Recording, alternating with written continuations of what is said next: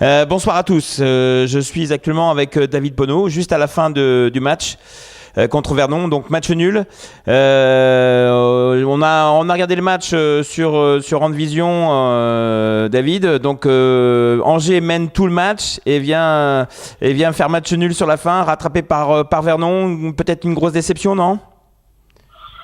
Bah écoutez, si on m'avait dit avant le match qu'on aurait fait match nul à Vernon, j'aurais signé les yeux fermés. Maintenant, vu la physionomie du match et la qualité du jeu qu'on a produit à Vernon, on méritait amplement de gagner. Bon, maintenant, le partage des points ne reflète pas le match parce qu'on a été vraiment présent pendant une heure. On a failli dans quelques compartiments du jeu et notamment au niveau des pénaltys et des immanquables. Et je pense que si on avait été meilleur et plus lucide là-dessus, eh ben on aurait gagné le match, quoi. C'est oui, quelques regrets parce que on avait le match en main, voilà, et on est encore un peu jeune et naïf parce qu'on a l'avant-dernière position de balle qu'on doit jamais rendre et on la rend et on se retrouve en danger à la fin du match alors qu'on ne doit pas être en danger, quoi. Voilà.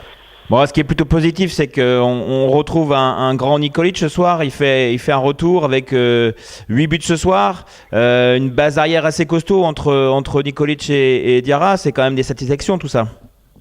Oui, mais écoutez, globalement, il faut féliciter les joueurs parce qu'il n'y a pas que deux joueurs. Je crois que c'est un travail d'équipe. Les joueurs ont répondu présent dans pas mal de compartiments, surtout au niveau du jeu collectif. Non, écoutez, c'est un bon résultat, même si on avait fait preuve un petit peu de maturité, ça aurait été mieux. Bon, voilà, c'est pas deux joueurs. Je pense que c'est un résultat collectif et faut féliciter les joueurs. Bon. Oui, bien sûr, je comprends. Donc Angers maintient sa 5e place encore ce soir. Est-ce qu'on peut dire que le maintien est assuré pour cette saison ? J'ai pas fait les calculs, mais on doit pas être loin, oui. Oui, Angers est à... Oui, je vous écoute. Allô ? On doit pas être loin, je pense. Maintenant, une fois qu'on sera maintenu, j'espère qu'on pourra regarder un petit peu vers le haut et puis voir ce qu'on peut faire dans ce championnat. Voilà, on va prendre les matchs les uns après les autres. Sachant que déjà au match aller, on était sur une série où on avait perdu Nîmes, Vernon, Besançon et Dijon. On reçoit Besançon, on va se concentrer pour faire un résultat contre Besançon pour rester dans le haut du tableau. Je crois que c'est ça le plus important aujourd'hui. On va prendre les matchs les uns après les autres. Ouais, c'est parfait. Donc le prochain match c'est le 8 mars à la salle Jean-Bouin. Besançon, donc qui occupe actuellement la 10e place. Ça va être un match intéressant pour conforter cette 5e place.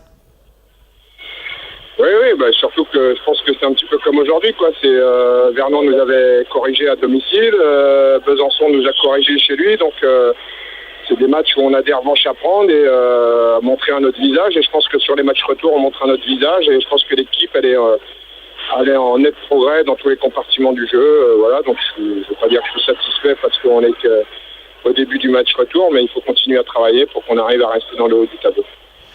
Ok, merci David. Et puis encore félicitations pour ce match nul à Vernon parce qu'on sait que c'est très compliqué d'aller jouer dans cette salle.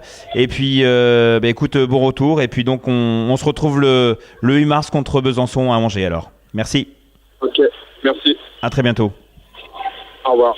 Bonne soirée à tous et merci.